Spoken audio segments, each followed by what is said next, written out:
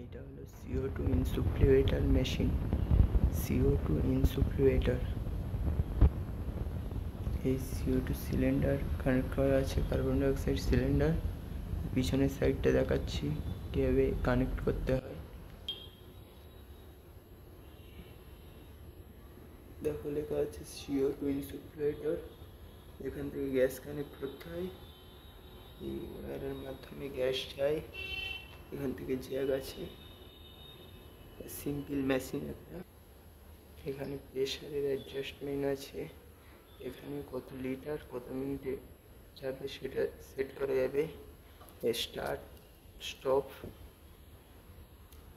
CO2 air, rest.